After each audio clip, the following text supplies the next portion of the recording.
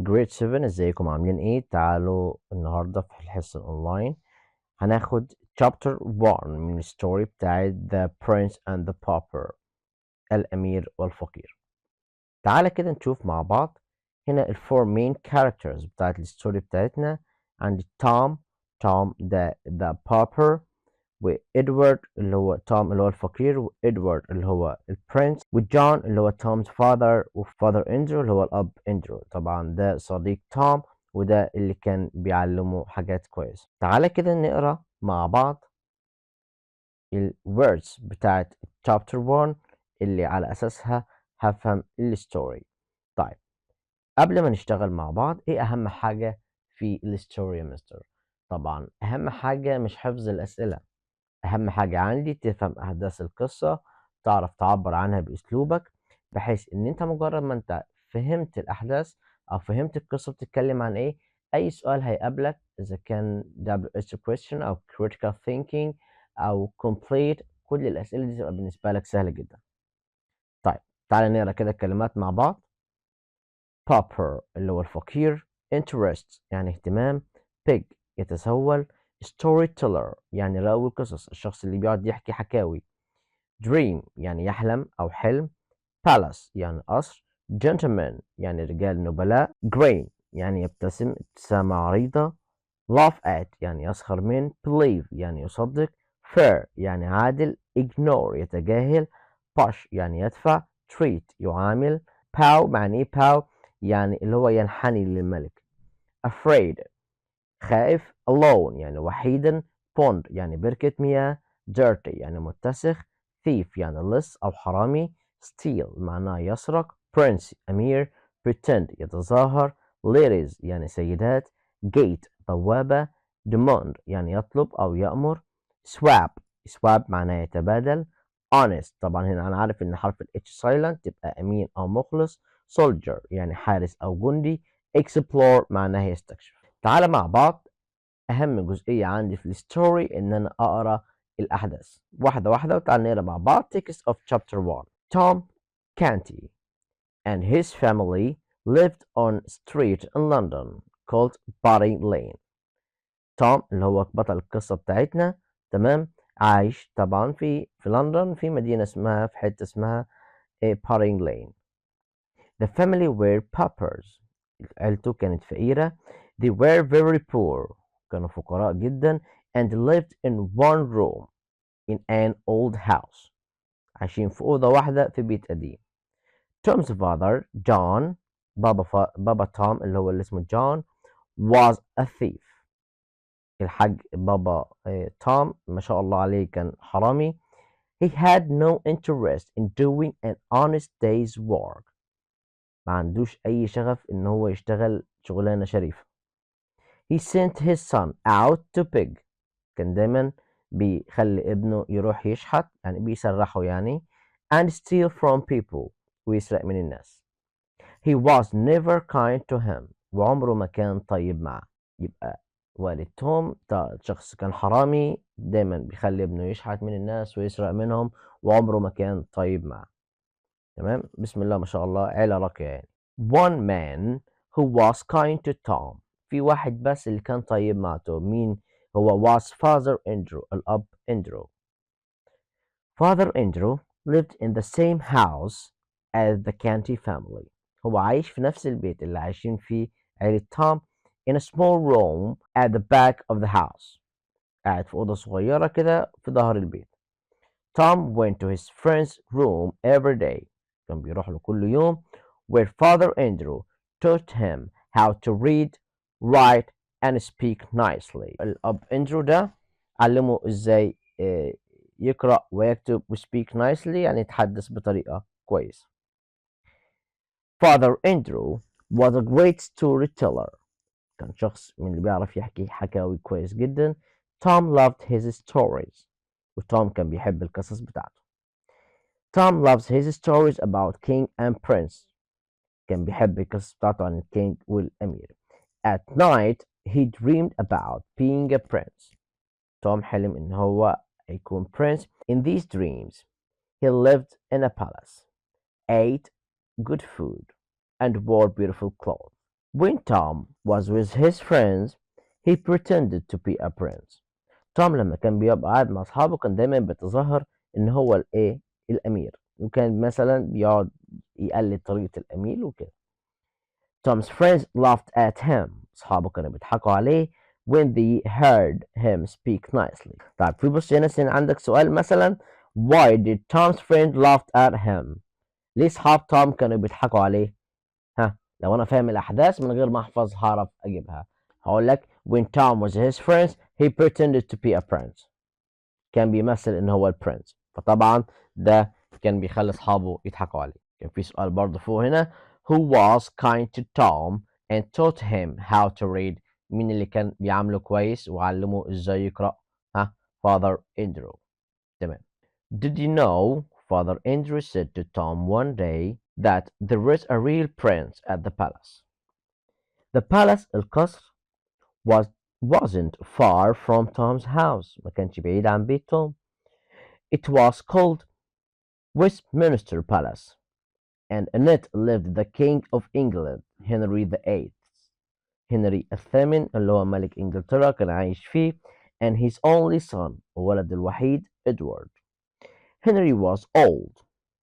الملك هنري ده كان كبير في السن and one day soon Edward would become a king. وفي يوم من الأيام طبعا لما هيموت الملك اللي هو هنري هيبقى إدوارد هو ده الكينج. Tom wanted to see the prince. توم كان عايز يشوف البرنس. So he walked to Westminster. مشى لحد القصر. When he got there, however, there were soldiers at the palace gates. مع إن كان في جنود على البوابة بتاعت القصر. تعال نكمل بعد كده نرجع للسؤال اللي عندنا. Ladies and gentlemen in fine clothes were going through the gate. كان في ناس طبعا مهندمين وداخلين بيخشوا من البوابة and into the palace. But the soldier wouldn't let him pass. طبعا هو حاول يخش معاهم بس طبعا الحراس منعوا. طيب تعال كده نرجع للسؤال ده. Why did Tom go to Westminster Palace؟ ليه هو راح هناك عند القصر؟ قال لك to see the prince. طبعا لو أنا قاري الأحداث كويس مفيش سؤال هيقف معايا. Tom returned to Westminster again and again. قعد يرجع للقصر كذا مرة. Then one day he saw a young boy. شاف ولد صغير come out of the palace. خارج من القصر. The boy looked just like him. الولد ده كان شبهه بالظبط. طبعا يا ترى هيطلع مين؟ ده طبعا هيطلع برنس مين؟ البرنس إدوارد. He had the same eyes and the same hair. Hey! One of the soldiers shouted. Get out of here. اطلع برا لو سمحت. But Tom didn't move. He wanted to watch the boy. كان عايز يبص على الولد. Could this be the prince? ممكن ده يكون البرنس. The soldier shouted again. الحارس صرخ تاني and knocked Tom to the ground. وضرب توم على الأرض. Leave him alone. The other boy demanded. طبعا ده مين اللي بيأمر ده؟ ده الأمير طبعا. He's only a poor boy, said the soldier. My father is the king of all people, rich and poor. Let this boy in. طبعا بابايا هو ملك كل الناس الأغنياء والفقراء وسيبوه يخش. Tom couldn't believe it. ما كانش مصدق نفسه. It was the prince. ده كان الأمير. And he has the same voice as him too. ونفس الصوت هو. يبقى عينيهم كانوا شبه بعض، شعرهم شبه بعض، الصوت هو. Come with me, the prince said to him. Are you hungry? تعال معايا، انت جعان؟ The prince took Tom into the palace. أخذه ودخله معاه القصر and gave him some food. واداله بعض الطعام. طيب بيسألني هنا سؤال suggested question. How do you know that Edward was kind؟ اللي يدل على ان ادوارد ده كان طيب. انه عمل ايه بقى؟ تعال كده. He took Tom into the palace and gave him some food. As Tom ate, the prince asked, I often see you come to the palace. Why do you come? أنا دايما بشوفك جاي لي القصر. أنت ليه بتيجي؟ Tom told the prince about his family and his home on Potting Lane. But the prince didn't believe everything Tom told him. قال له على المكان اللي هو عايش فيه وإن هو جاي من عيلة فقيرة وإن كلهم بنعيش في أوضة واحدة. بس طبعا الأمير مصدقش ولا كلمة من اللي هو قالها. You all live in one room. كلكم عايشين في بيت في أوضة واحدة. Why؟ طبعا توم قال له because we are very poor. احنا فقراء. I have to beg for money. لازم أشحت عشان آخد فلوس. Sometimes I don't get enough and my father gets very angry. طبعا ولو ما شحتش والإيراد كان كويس بابايا بيتعصب. That's not fair, said Edward. طبعا Edward هو اللي بيقول ده مش عادل. What about your family? توم asked بقى. توم بيسأل الأمير. قال له Edward told Tom about his mother and sisters. He had two sisters, but he didn't like one of them because he never played with them. طيب لما يجي كده يسألك يقول لك why didn't Edward like any of his sisters؟ قال له يقول لك الإجابة he didn't like one of them because she never played with them. طبعا هنا الأمير بيسأل توم do you play with your sisters؟ أنت بقى بتلعب مع أخواتك؟ قال له yes I do. I play with my friends too. كمان بلعب مع أصحابي. We play by the river and go swimming. كمان بنلعب جنب النهر وبنروح نذهب للسباحة. فالأمير قال له I'd like to do that. أنا نفسي طبعا أجرب كده. طبعا هو كونه إن هو أمير طبعا فمش مسموح له بالحاجات دي. فتوم قال له بس كده يا سيدي نفسك تجرب وتلعب and I would like to be a prince. وأنا كمان نفسي أبقى أمير. ما تيجي نبدل. The prince grinned. I have an idea. Let's swap clothes. تعال نبدل هدومنا مع بعض. You will be the prince and I'll be the pauper. أنت هتبقى الأمير وأنا أبقى الفقير. So the boys changed clothes. Edward looked like Tom and Tom looked like Edward. What do we do now? asked Tom. هنعمل إيه دلوقتي؟ قال you stay here in the palace. I'm going to explore the city. أنا طبعا متنكر دلوقتي في لبس واحد فقير فأنا هروح دلوقتي to explore the city. تعالى كده نشوف سؤال number 5. بيقول لك why did Edward want to swap his clothes with Tom؟ قال لك ليه to explore the city. At first Edward joined walking through the streets of London. طبعا Edward بقى فرحان بقى ماشي طبعا في الشارع من غير حراسة محدش عارفه. It was exciting and no one stopped him to paw and kiss his hands. لحد انحنى له ولا بس ايده. Soon, however, he began to feel tired. بدأ يحس بالتعب and hungry. Where can I get some food? He asked some. بدأ يسأل الناس. He asked some people, but they ignored him. يبقى what did people do when Edward asked them for food? عملوا معاه ايه لما Edward سألهم على طعام؟ They ignored him يعني تجاهلوه. Edward became afraid. He was alone outside the palace. أو كان لوحده في القصر for the first time. Nobody believed he was the prince and nobody helped him. ولا واحد شك فيه إن هو البرنس ولا حد ساعده. Edward passed a large building. عدى كده من جنب مبنى كبير. It was a school for poor boys. مدرسة للأولاد الفقراء. I remember this place. I came here with my father a long time ago. Someone here will help me, I'm sure. لهم أنا فاكر المكان ده أنا جيته مع بابا قبل كده طبعا بس طبعا ما جاش متنكر جاي كان لما كان الملك مع الأمير يعني. Someone will help me, I'm sure. في حد هيساعدني أنا متأكد. There were some boys playing outside the school. كان في بعض الأولاد بتلعب برا. دخل عليهم طبعا قال لهم I am Prince Edward. طبعا ما ننساش إن هو لابس ملابس مين؟ ملابس توم. Tell your teacher to come out here to see me. بلغوا المدرس بتاعكم إنه يطلع يقابلني. The boys laughed and one of them pushed him. الأولاد ضحكوا عليه في واحد منهم كمان زقه. يبقى how were the boy outside the school unkind to Edward? They laughed and one of them pushed him. Come on, he said to the others. Let's throw him in the pond. تعال نرميه في الإيه؟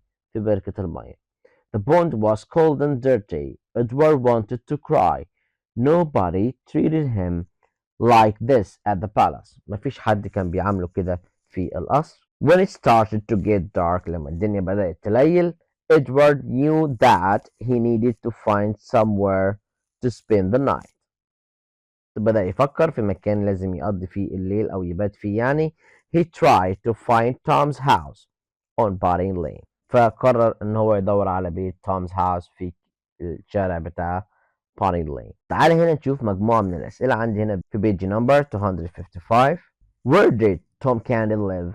هو عايش فين؟ قالك he lived on a street in London called Potting Lane. What was Tom's father's job? وظيفة بابا إيه؟ He didn't like to do an honest day's job. ما كانش بيحب يعمل عمل شريف. He was a thief. كان حرامي. أو ممكن نقول he was a thief على طول. Who taught Tom? مين اللي علم توم how to read and write؟ مين اللي كان بيعلمه إن هو يقرأ ويكتب؟ قال لي father Andrew اللي هو الأب Andrew. What effect التأثير did father Andrew's stories have on Tom؟ التأثير القصص اللي كان بيحكي لها له الأب على توم. قالوا they made him dream about being a prince. خلته يحلم إن هو يكون البرنس. Who was Edward؟ Edward ده كان مين؟ قال he was the prince كان الملك and the only son of the king of England والولد الوحيد لملك إنجلترا Henry VIII. Why didn't Edward like one of his sisters؟ ليه إدوارد ما كانش بيحب ولا واحدة من إخواته؟ Because she never played with him. ما كانوش بيلعبوا معه. How did the soldier treat Tom at the palace gate؟ إزاي الsoldiers كانوا بيعاملوا توم على بوابة القصر؟ He shouted at him and knocked him to the ground. صرخ في وشه وضربه على الأرض. What did Edward give Tom at the palace؟ قال لك طبعا some food. Why did Tom and his family live in one room؟ طبعا من غير ما أبص على الإجابة because they were very poor. How did Tom and Edward look similar؟ إزاي كانوا متشابهين؟ قال لك they had the same eyes, hair and voice. نفس العينين، نفس الشعر، نفس الصوت. Why did Edward enjoy walking outside the palace alone at first؟ ليه كان إدوارد مبسوط أول ما خرج من القصر؟ قال لي because no one stopped to paw or kiss his hands. لا حد واقف عشان ينحني قدامه أو يبوس إيده. تعال نشوف كده الصفحة اللي بعدها. Why was Edward afraid؟ ليه كان إدوارد خايف؟ Because he was alone outside the palace. كان لوحده برا القصر and people didn't believe he was the prince. ومحدش كان مصدق إن هو البرنس. So they ignored him. لذلك هم كانوا بيتجاهلوه. What was the large building Edward passed by؟ إيه المبنى الكبير اللي كان عدى من جنبه؟ It was a school for poor boys. مدرسة للأولاد الفقراء. What did Edward see when he passed the school؟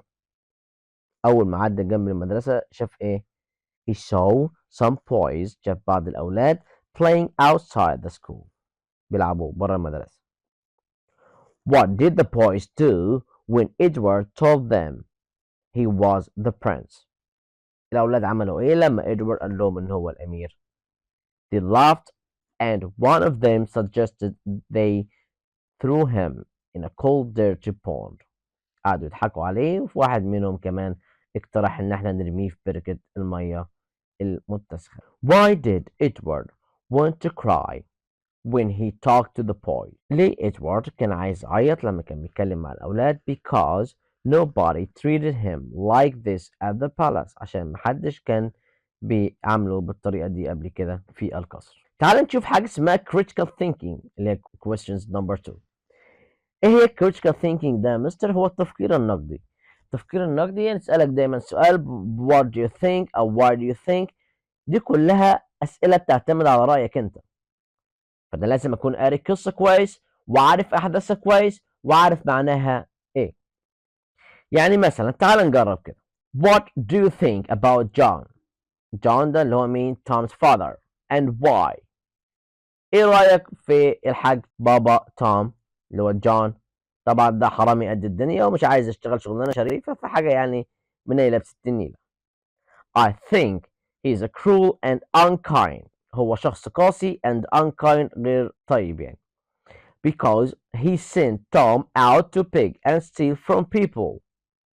طبعا هو بيطلع او سوري يعني بيسرح توم ان هو يشحت ويسرق الناس. تعال نكرر في سؤال كمان. Why do you think Edward and Tom decided to swap places؟ فكرك يعني ليه توم وإدوارد اللي هو الملك فكروا ان هم يبدلوا الاماكن ما بينهم؟ I think because Edward wanted to explore the city. بتهيالي علشان إدوارد كان عايز يستكشف المدينة and Tom wanted to be a prince. وتوم كان نفسه يبقى هو الأمير. فأسئلة الكريتيكال ثينكينج دي يا شباب تمام بتعتمد على فهمك للقصة. علشان كده الستوري مش مجرد حفظ. من سعادتك تقرا الأحداث كويس جدا علشان تعتمد على إن أنت تعبر عن رأيك في إجابة الستوري. تعالى كده نشوف هنا quotations اللي هي يعني إيه quotations؟ يعني فقرة مقتبسة وتقول مين اللي قالها. Did you know that there is a real prince at the palace؟ مين اللي قال له الجملة دي؟ جون بابا ولا فاذر اندرو؟ لا فاذر اندرو. Get out of here. اخرج بره يا بيه. ده مين اللي قال الكلام ده؟ ده soldier. Leave him alone. سيبوه لوحده. اللي كان قال ده ادوارد اللي هو البرنس. He's only a poor boy. ده مجرد ولد فقير.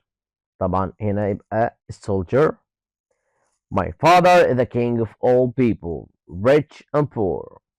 Let this boy in. طبعا ده كلام الأمير إدوارد لما السولجر كلمه.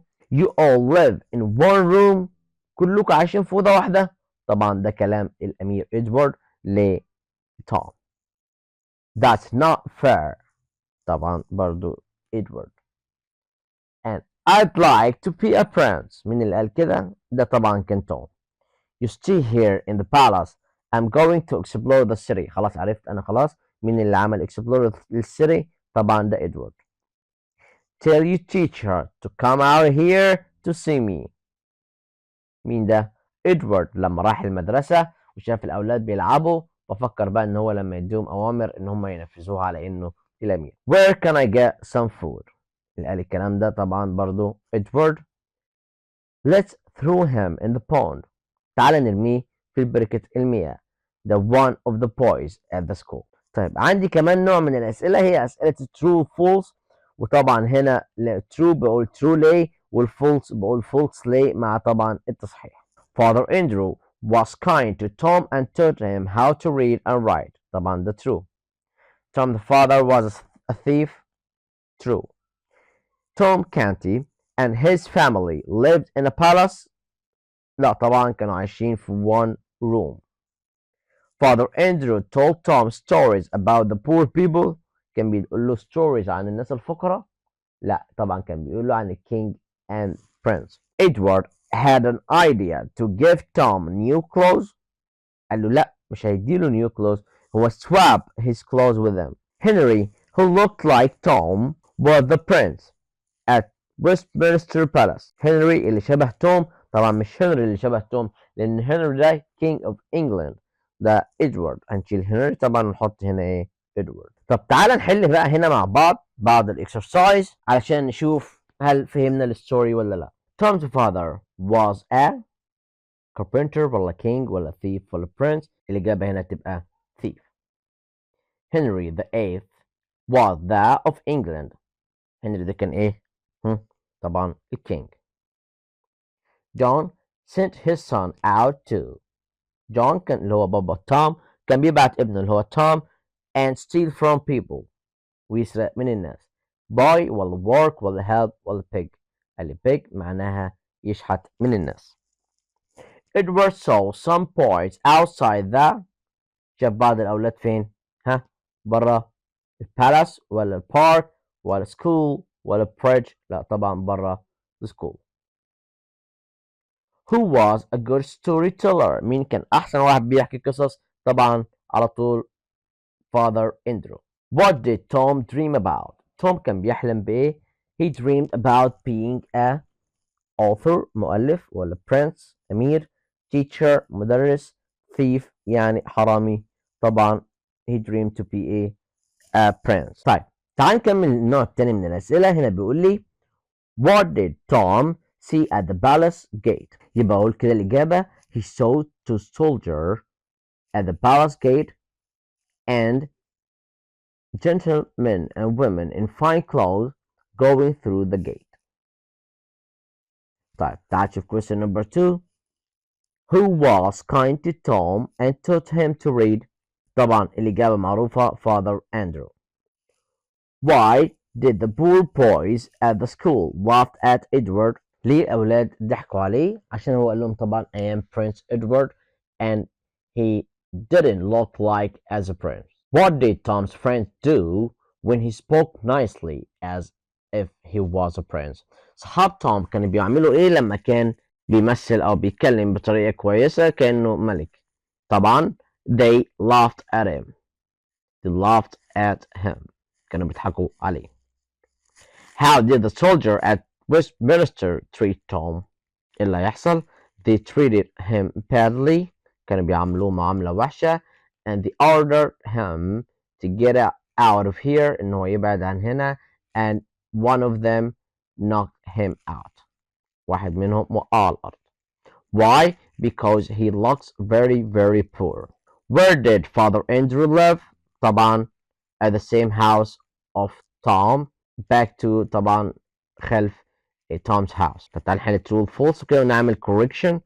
Tom Canty and his family lived on Bodding Lane Street. ها طبعا الإجابة هنا true. Westminster Palace was far from Tom's house. لا ما كانش far كان wasn't far. بنكتب هنا كده اهو wasn't far. Edward had two brothers. False طبعا كان عنده two sisters. طبعا يعني ايه تبا للتكنولوجيا. The boys believed Edward when he told them that he's the king. طبعا الإجابة هنا false. طبعا هنا ايه اللي حصل didn't believe him.